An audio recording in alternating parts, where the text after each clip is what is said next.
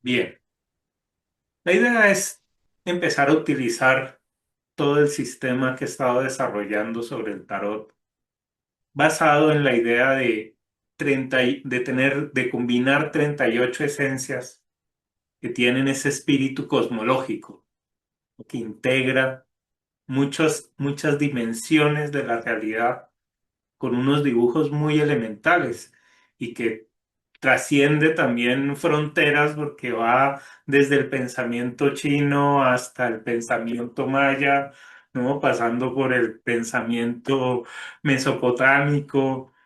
Todas las culturas del planeta han tratado de ilustrar y han ilustrado esa psique del ser humano para poderla entender. Y analizándola durante el tiempo, he encontrado cómo todas empiezan a cazar y ya en este momento están cazando de una manera que se puede hacer pues una lectura muy interesante cuando uno relaciona todas estas ideas con un solo código, ¿no? Con una sola estructura de base que unifica todo el resto. Entonces, quería que miráramos antes que nada qué es el tarot y cómo está constituido. El tarot está compuesto principalmente por, primero, 22 arcanos mayores, que son estas cartas que están acá, en la que cada una tiene un personaje que está en una situación completamente diferente, ¿no? Son 22 de las que hay una carta que no tiene número y hay otra carta que no tiene nombre.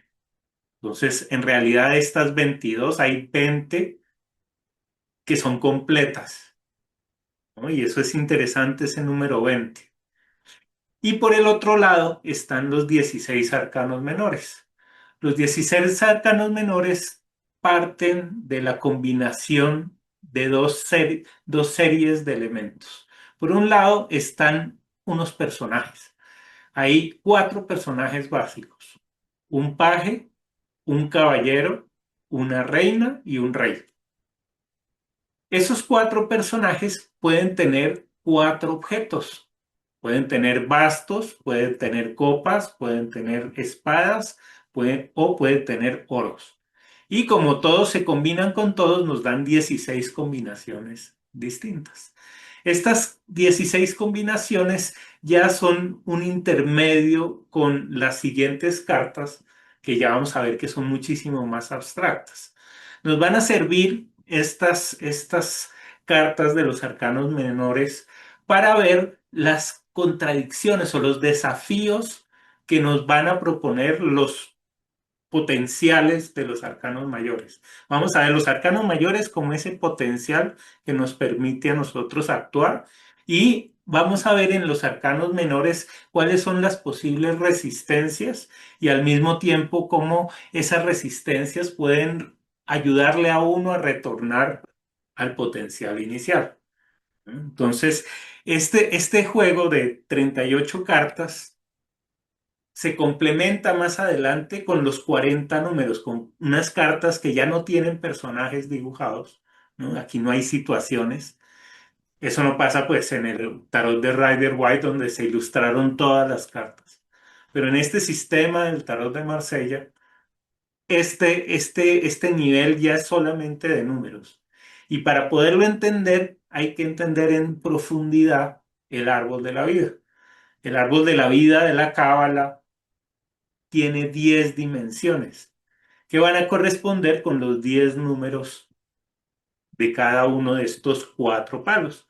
Entonces, los mismos palos que están en las 16 cartas que vimos antes están acá como divididos en 10 partes, ¿no? Se han convertido en un sistema decimal, donde cada uno de los significados va a surgir del objeto en sí mismo, ¿no? Es decir, vamos a ver que una espada, por ejemplo, va a tener 10 niveles de la espada, ¿no? Entonces el nivel de detalle aquí pues ya pasa a otro nivel, y esto pues ya por ahora no lo vamos a tocar en ninguno de los dos cursos porque ese ya es otro curso, ¿no? El curso del árbol de la vida y cómo cada una de estas cartas nos ayuda a entender alguna forma de entender todo este árbol, ¿no? Entonces, todo este conocimiento que está en el tarot se va a combinar con este sistema de 38 esencias florales que creó Luis Jiménez por allá en el 2009. Yo apenas vi esto, a mí me fascinó porque el colorido pareció espectacular y además esa idea de tener un mandala en el que se muestra toda la creación desde que había una unidad absoluta y cómo esa unidad se fue duplicando, cuadruplicando y dividiendo cada vez hasta volverse más detallada. Lo interesante es que Richard Bach manejaba esta estructura relacionada con los signos zodiacales. Luis Jiménez ha hecho muchísimos estudios en donde demuestra muy claramente cómo todo lo que escribía Richard Bach estaba apoyando astrología. Entonces, esta forma de mostrar el mundo como dividido en dos hemisferios, donde en la rueda exterior están los signos zodiacales y en el centro están los cuatro elementos, que son los que dan origen a los 12 signos zodiacales, y más adentro están la polaridad yin y yang, ¿no? Lo que en la terapia floral se llama el vine y el olive, ¿no? El olivo y el vino. Esa dualidad termina concentrándose en el centro y ese centro va a representar el centro de la conciencia, que tiene dos caras, una cara visible, podríamos decir, una cara frontal y una cara invisible, una cara misteriosa, una cara lunar. Por eso en un lado se ve un sol y en el otro lado se ve una luna. Los colores son los colores básicos de los cuatro elementos. A partir de ahí, yo dije, pues muy interesante esta forma también de mostrar los signos zodiacales, ya no en el orden clásico en el que van Aries, Tauro, Géminis, Cáncer, ¿no? En la secuencia natural, sino que aquí están agrupados por elementos. Entonces, en un lado están todos los de aire, en otro lado están todos los de fuego, todos los de agua y todos los de tierra. Entonces, este esquema me pareció espectacular y por eso dije, bueno, ¿cómo combino los dos sistemas? ¿Cómo combino el tarot, que tiene 38 cartas, y el sistema de las esencias florales de Bach, que también tiene 38 esencias? Entonces, aquí están superpuestos. Y en esa superposición nos va a permitir ver en uno de los mandalas los potenciales que uno tiene. Cada carta del tarot le muestra a uno un potencial. Y al mismo tiempo, al otro lado, vamos a ver los arcanos menores. Como hay 22 cartas y el mandala tiene 19 esencias, ¿no? El punto central es el número 19. Las tres que faltan son las que están en el mandala de la luna, que son la carta de la muerte, la carta de la luna y la carta de la estrella. Entonces, estas tres cartas van a ser las que van a abrir la puerta para entrar a los arcanos menores. Los arcanos menores, como vimos, van a tener esas dos funciones. Primero, demostrarle dónde puede estar la dificultad y al mismo tiempo cómo retornar al equilibrio, ¿no? Aquí siempre vamos a ver todo como balanzas, donde estamos en el momento en que nosotros decidimos quiénes somos, automáticamente estamos diciendo quién no somos. Y ese no somos adquiere una inercia propia que se manifiesta a veces como cosas contradictorias en la vida de uno. Entonces, poder ubicar esa reacción inconsciente en el otro, en el mundo exterior, le ayuda a uno a aprovechar ese mundo exterior como una herramienta para reencontrar los mismos potenciales que uno vino a desarrollar. Entonces, este esquema tiene, como les había mostrado en el otro lado, en el anillo exterior, los signos zodiacales. Aquí estos signos zodiacales iguales están agrupados por elementos. Entonces, por ejemplo, al lado derecho están los tres signos de fuego. Vamos a ver siempre en un extremo el signo zodiacal que es personal, en este caso Aries, y en el otro extremo el que es social. El Sol lo vamos a ver como social. Y en la mitad, entre lo personal y lo social, un transpersonal, que es el que permite hacer la conexión, que en este caso es Sagitario. Lo mismo va a pasar en el otro lado.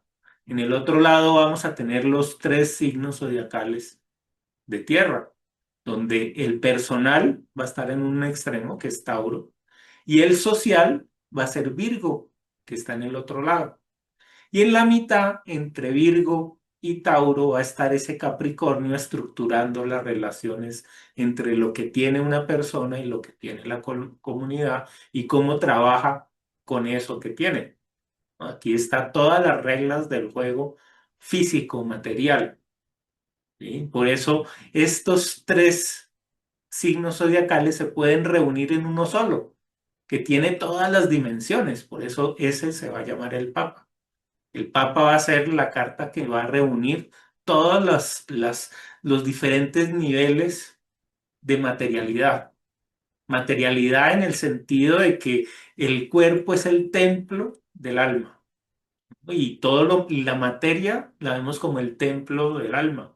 Y por eso la figura del Papa, ¿no? Aquí hay una mezcla donde atrás se ven esas dos columnas, ¿no? Donde hay una columna que representa la materialidad, pero por el otro lado representa lo sagrado de la materia, lo sagrado del universo, del mundo en el que vivimos, ¿no? Entonces, esta es una visión doble de la realidad, una visión que ya ha visto cómo hay una causa y un efecto, a diferencia de lo que pasa con el emperador, que es la carta que va a reunir todos los niveles del fuego, tanto a nivel personal como a nivel colectivo, como a nivel social, ¿no? Entonces, ese personaje tiene solamente un ojo, mientras que el otro tiene dos ojos.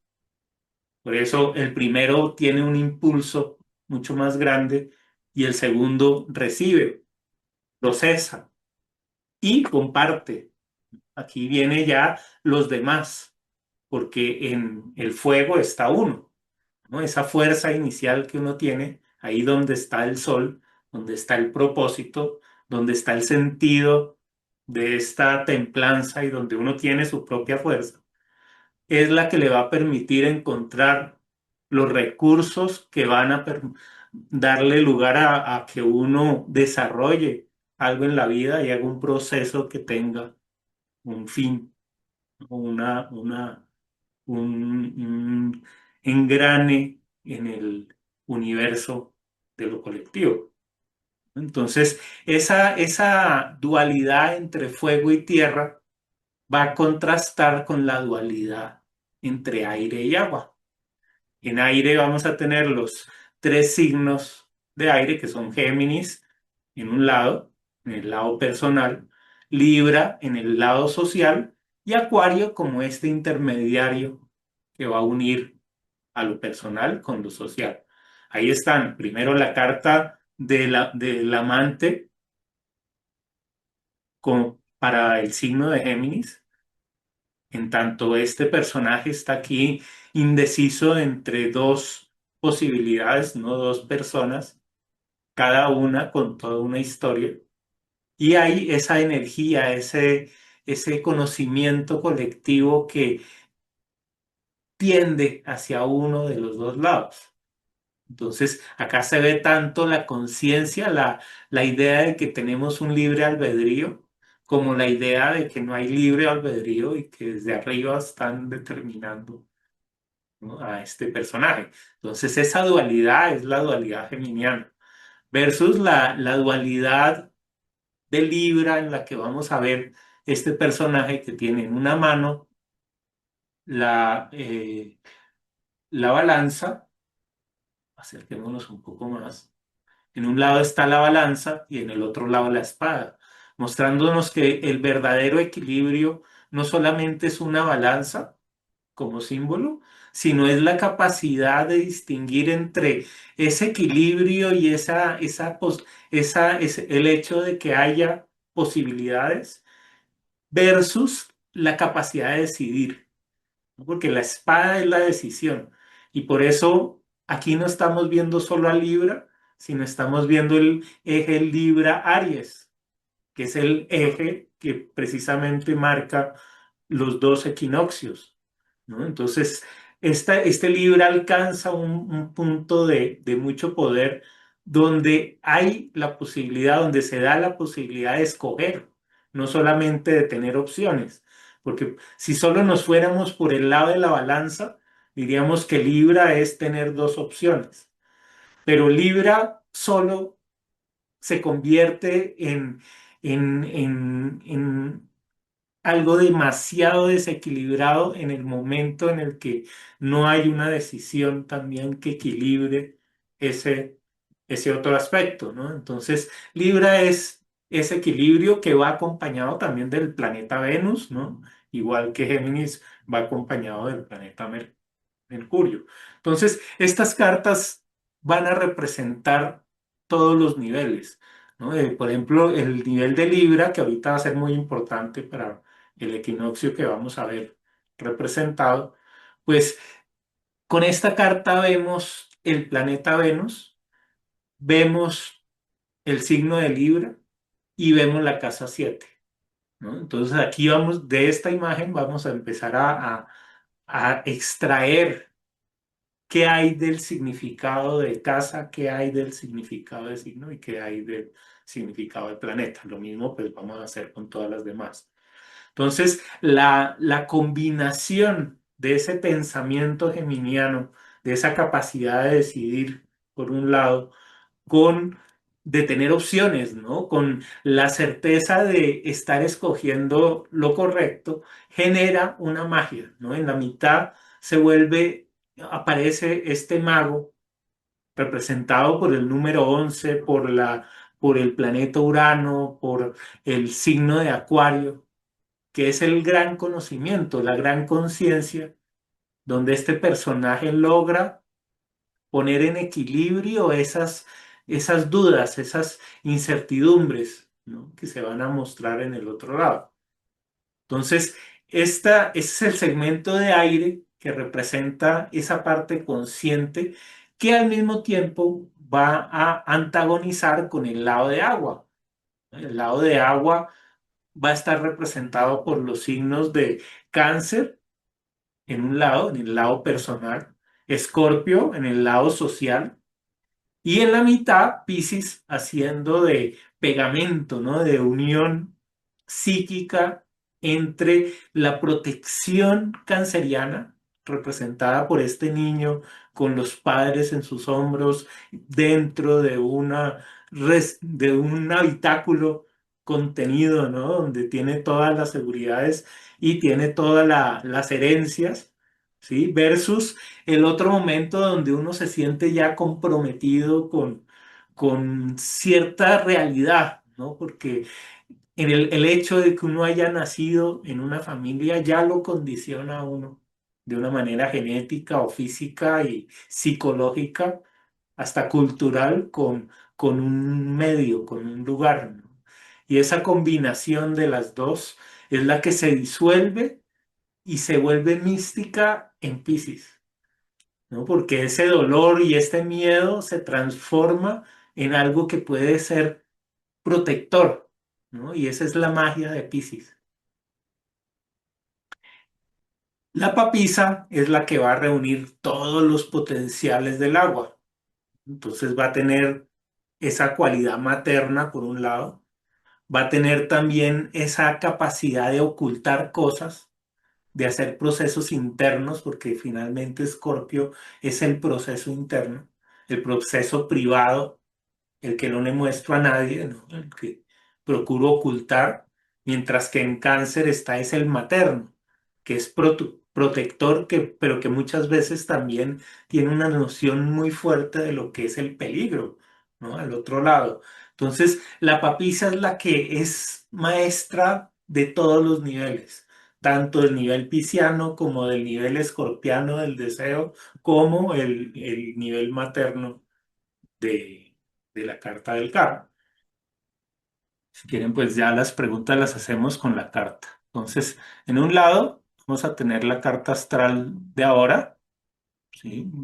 No la vamos a hacer exactamente la del equinoccio para hacer el ejercicio en esta oportunidad. Entonces, acá en el cuadro le digo que me ponga ahora. Esta es la carta hoy, en este momento, en Bogotá. Entonces, a partir de aquí vamos a ver qué podemos interpretar con las cartas. Entonces, a un lado tenemos nuestra carta astral y al otro lado vamos a empezar a mirar imágenes para relacionarla con la astrología. Entonces, empecemos primero mirando la rueda grande. Entonces, ¿cómo empezamos a leer una carta astral? Una carta astral la empezamos normalmente mirando a partir del sol. El sol es el que decimos que trae el propósito vital. ¿Cómo se representa el sol en el tarot de Marsella? En la rueda lo he representado pues como el sol mismo. Cuando vemos la carta del sol completa, empezamos a ver que podemos interpretar dos niveles en el sol. En el sol podemos, por un lado, ver la energía del sol y la energía física, diríamos, la energía metafísica también del sol, y por el otro lado, la energía psicológica del sol. La energía psicológica del sol va a tener dos caras. Vemos que un personaje tiene la mano, ¿no? La mano derecha en la nuca de la persona. La nuca va a representar lo inconsciente, lo que yo no puedo ver, mientras que el otro personaje le está tocando el pecho, que es el frente, ¿no? Lo que sí podemos ver. Entonces, dentro del sol, así haya en un nivel una unidad absoluta, en otro nivel va a mostrar es cuál es la polaridad que uno ha escogido. Entonces, dependiendo del signo en el que uno está, uno se polariza, tanto a un nivel consciente como a un nivel inconsciente. Entonces, ya después vamos a ver cómo la luna nos ayuda a ver qué es lo que tiene este personaje en la espalda, ¿no? En este momento vamos a ver primero el sol. Entonces, ese sol, ¿en dónde está? Ese sol está en el signo de Libra. Todavía no vamos a ver los dodecanatos.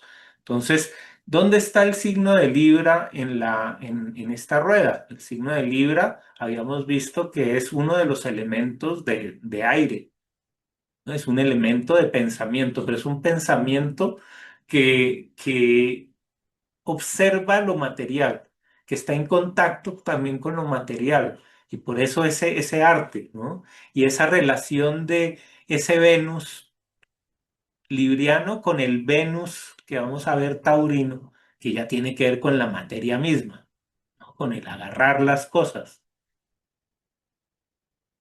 Pero bueno, eso lo miramos ahora. Vamos a mirar ahora cómo es el Sol en el signo de Libra. Entonces ya habíamos visto que el signo de Libra, si este es el sol, el signo de Libra es esta carta que llamamos la justicia.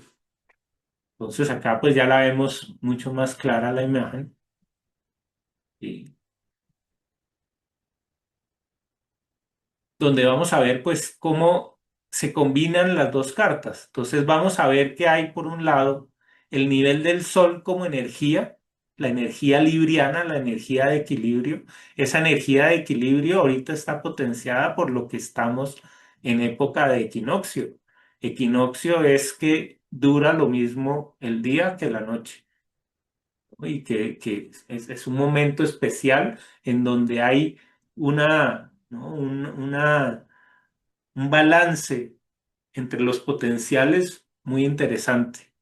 ¿sí? Y donde empieza a surgir ese cuestionamiento sobre si somos libres o estamos determinados, ¿no? Porque el eje Aries-Libra es el eje en donde nosotros decimos, tengo opciones, Libra, pero al mismo tiempo dentro de esas opciones yo puedo elegir. ¿Sí? Esa es la espada. Mientras que en el otro eje, el eje que es Cáncer-Capricornio, uno no puede elegir nada.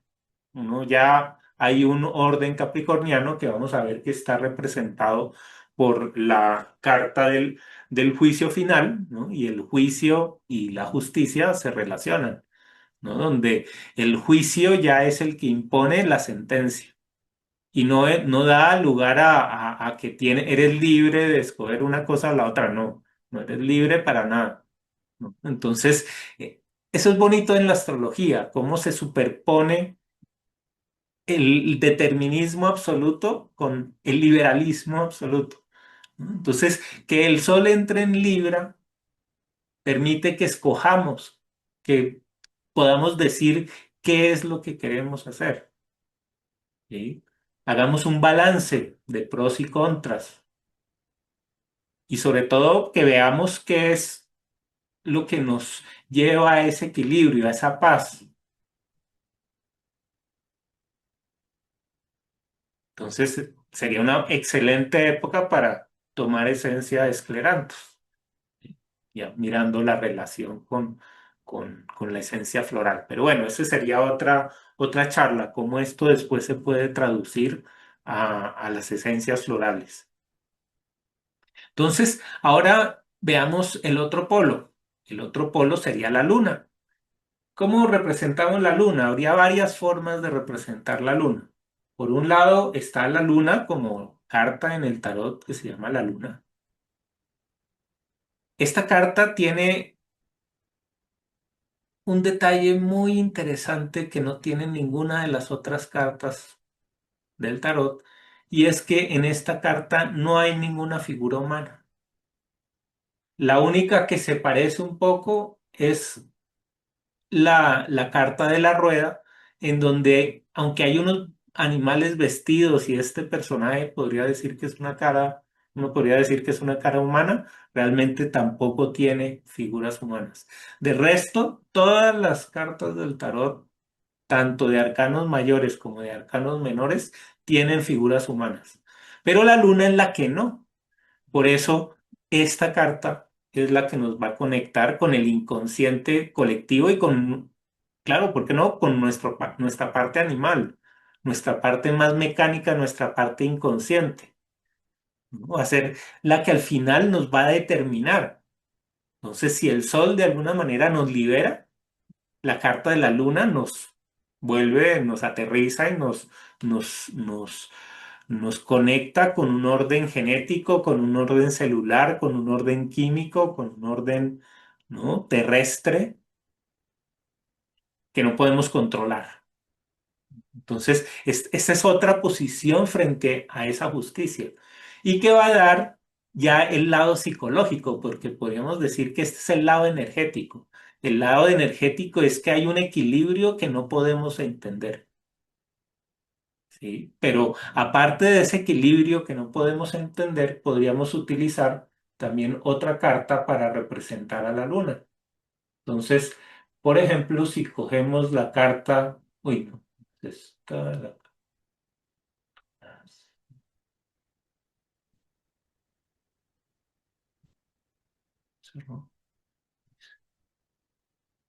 esta. Si, por ejemplo, utilizamos la carta del carro, veámosla también acá en el otro mapa. La carta del carro es de las cartas que corresponden al elemento agua, es del signo de Cáncer y por lo tanto, pues tiene mucho que ver con la luna. Por eso aquí está la luna, el número 4 y el signo de Cáncer. Entonces, veámoslo acá. Entonces, ¿qué lo dice ahora? Entonces, podríamos decir que aquí también está el carro en el signo de Libra, en este momento. ¿Qué quiere decir eso? Que hay una necesidad de protección. Necesitamos a alguien que nos esté apoyando en este momento en un entorno controlado. ¿Para qué? Para necesitar esta justicia. Lo que pasa es que este niño que todavía no está formado, todavía no puede ejercer justicia, sino que está más bien necesitando justicia. Necesita que haya una equidad en el mundo exterior, necesita que haya una equidad en su desarrollo, pero todavía no la ha conseguido él mismo. Entonces, por eso, cuando hay una luna en el signo de Libra, decimos que hay una necesidad de Libra. Y por eso la necesidad de justicia, la necesidad de equidad, muchas veces a lo que lleva a la persona es que siempre esté buscando, encontrando en toda situación la inequidad, ¿no? Ahí es donde empieza a entrar el otro lado del mandala, el lado de los arcanos menores. Entonces vamos a ver qué arcano menor corresponde a esta luna en Libra. Entonces, veamos primero entonces veamos, por ejemplo, qué es lo que corresponde a este signo de Libra, pero en el otro mandala. En el otro mandala vamos a ver este personaje. Este personaje es un rey y además de ser un rey, tiene una espada. Decimos que los reyes van a pertenecer al elemento aire. Los reyes van a representar el mundo de lo consciente, van a representar el día. En este caso, el día tiene una espada. Esa combinación de la espada con el día, la combinación de la espada con este color amarillo, va a dar lo que veíamos acá, la combinación de fuego con aire, ¿no? El rey es aire y la espada es fuego. Quiere decir que esta es una carta de libertad. Es una carta que busca, ¿no? Que la equidad de libertad, ¿no? La justicia debe dar libertad. Si no da libertad, entonces vamos a empezar a ver cuáles son las formas en las que se va a manifestar esta sombra. Entonces yo hice una tablita, ¿no? Que ya después va a venir con las cartas y va a venir con el tablero que vamos a sacar. Podemos ver cuáles son esos desafíos que vienen con los diferentes signos. Entonces aquí nosotros buscaríamos el desafío que viene con el signo de Libra. Tenemos el signo de Libra que hemos visto.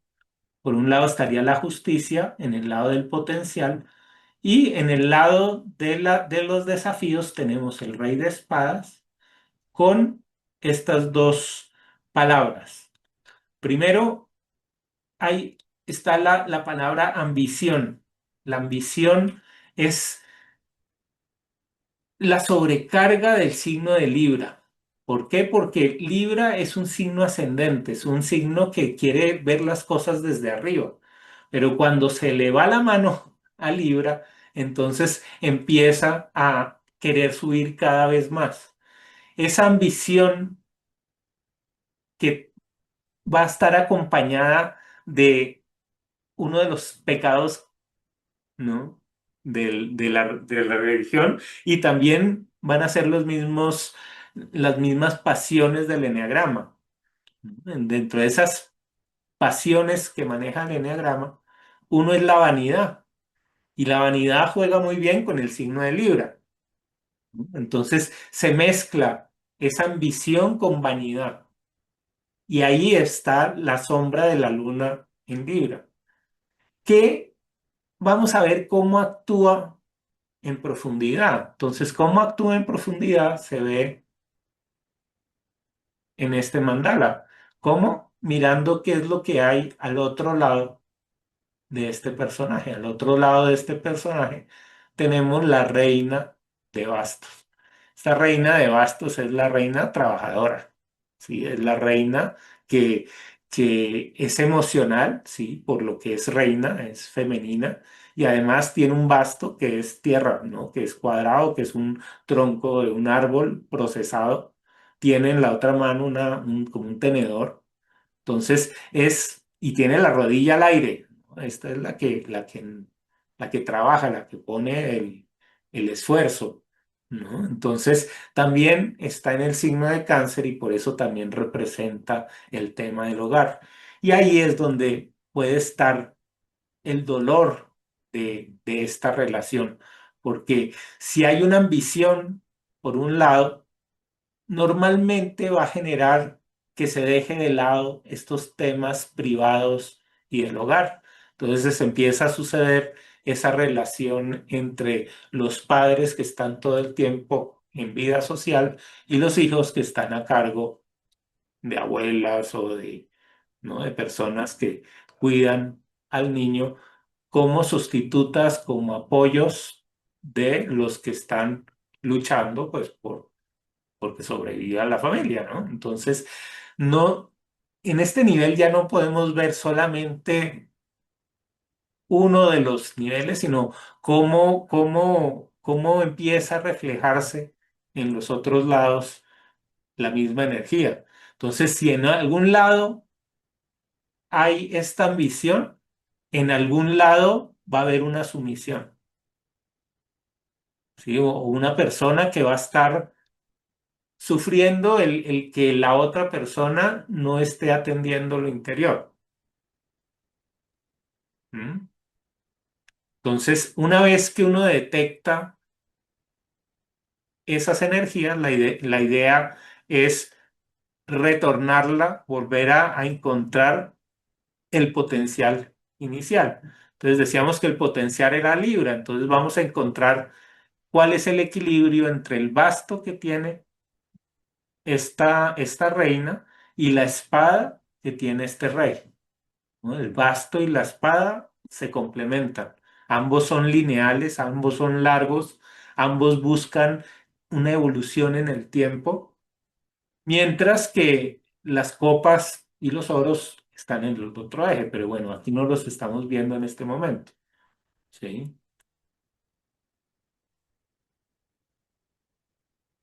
Entonces, para retornar al equilibrio, la idea es poder equilibrar, por un lado, a la reina con el rey y por el otro lado, al basto con la espada. ¿Sí? Porque estos dos no pueden ser más contrarios,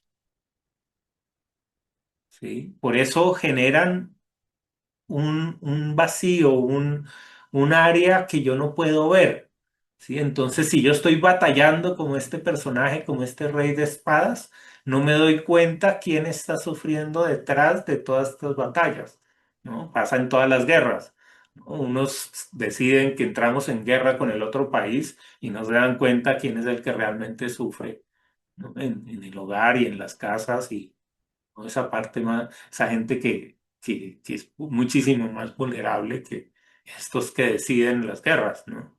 Entonces, siempre va a haber esa polaridad, ¿no? Cuando estamos en Libra, esa relación con, con qué es lo que es privado.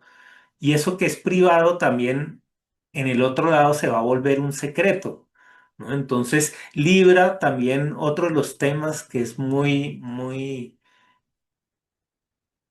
común en el signo de Libra es que los librianos tengan un secreto, mantengan un secreto que no le pueden decir a nadie porque qué dirán que, ¿no? Esto sí no puede enterarse nadie porque, ¿no? Pasa esto, lo otro, y eso nos pasa a todos, ¿no? Porque todos tenemos Libra en alguna proporción en nuestras cartas. Entonces no podemos decir que solo los que tienen el sol o la luna en Libra son los que les pasa esto. ¿No? A todos nos puede pasar. Es una de las formas como nosotros nos manifestamos como humanos, ¿no?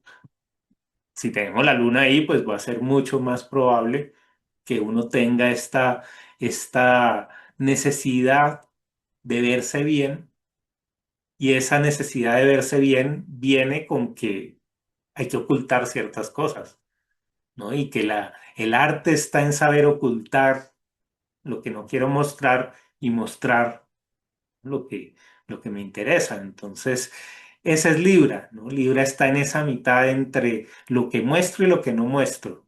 Y por eso el tema de la diplomacia es tan importante para Libra, cómo se dicen las cosas.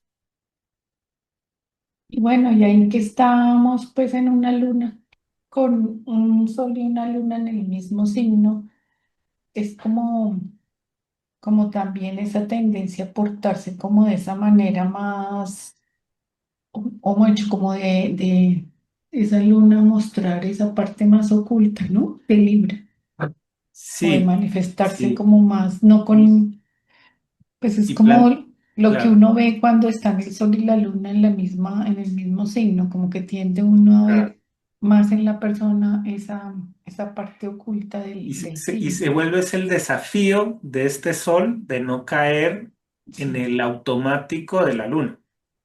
Entonces, con un sol en Libra se tiene el poder de ser equitativo. Lo que pasa es que la luna va a decir, necesito más equidad. Esa equidad que me está dando el sol no es suficiente. Y por eso genera vacío, porque dice falta, falta. La luna siempre va a decir falta Libra. Cuando el sol dice, le estoy dando Libra. Entonces, ese es el tema de discusión en este punto, porque mira que ahí está Mercurio en la mitad. Entonces, ese Mercurio empieza a ser como esta carta que vimos acá del amante, ¿no? Donde en un lado tiene el sol, en otro lado tiene a la luna. Un lado tiene lo que es radiante, en el otro lado tiene esta, este apego y esta necesidad de pertenecer a una familia. Entonces, esta imagen es muy buena también para ilustrar esta situación.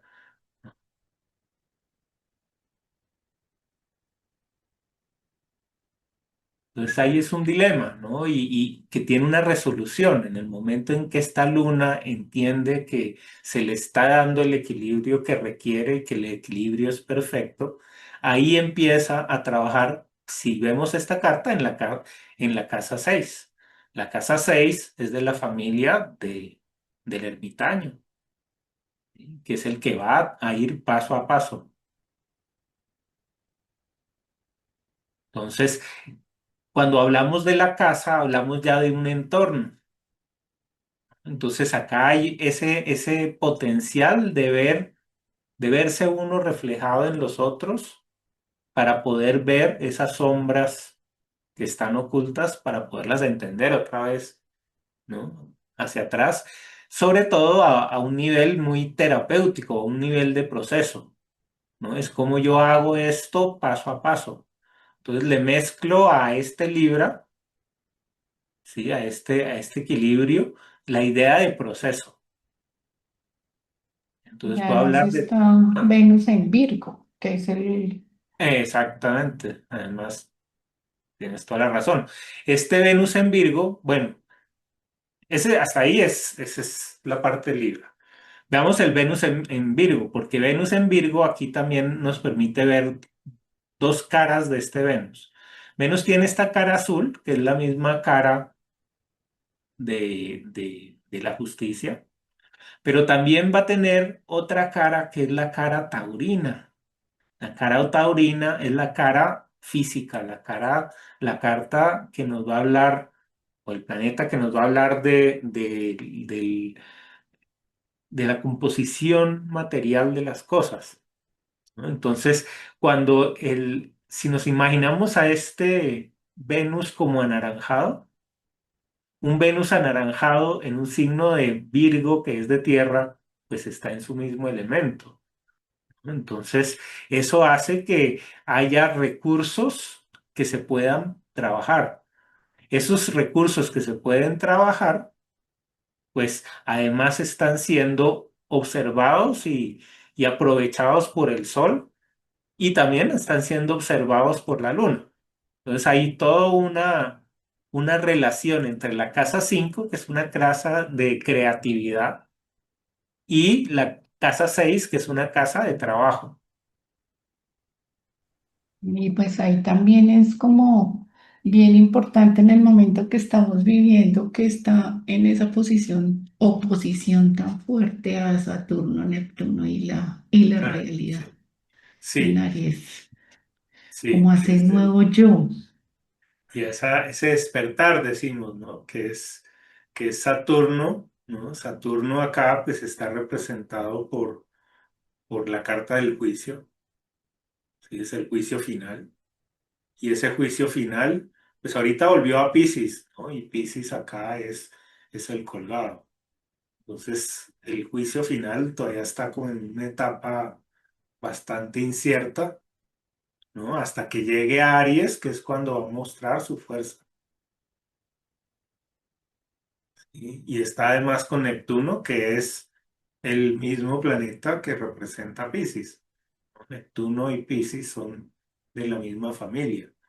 Entonces, todo lo pisciano está muy fuerte todavía. Neptuno está en el signo de Aries y Saturno pasó a Piscis. Entonces, hay esa sensación pisciana de que nada es claro, es la contraparte a este Sol entrando en Libra, que también va a generar esa necesidad de despertar, ¿no? Porque entonces seamos realmente equitativos y entonces planteemos una forma diferente de, de entender lo que es la espiritualidad y lo que es la psicología y lo que es el ser humano, ¿no? Yo creo que esa es la misión principal de esta conjunción, es llevarnos a pensar qué es ser humanos, ¿no? Sobre todo en esa presencia de Plutón en Acuario y Urano en Géminis, que pues nos lleva a la inteligencia artificial directamente, pero esa inteligencia artificial tiene que alternar con esta cuestión sobre lo que es la espiritualidad, lo que es la humanidad, lo que es, ¿no? El ser, quiénes somos.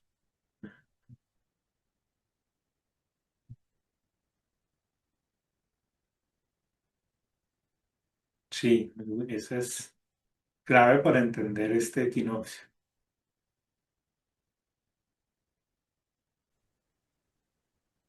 Y yo creo que mucho de lo que es la lectura de una carta astral es leer imágenes, ¿no? Tener unas imágenes en la cabeza, porque si no se vuelve solo memoria.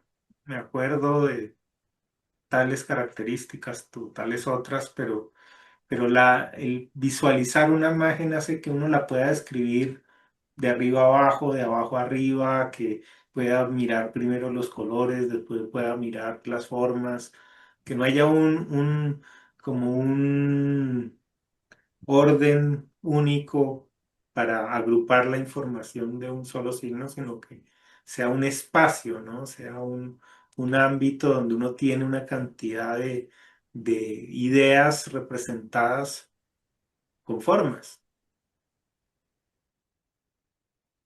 Bueno, entonces pues nos vemos la siguiente vez. Muchas gracias. Muchas gracias, Sergio. Gracias, Feliz Sergio. noche. Bueno.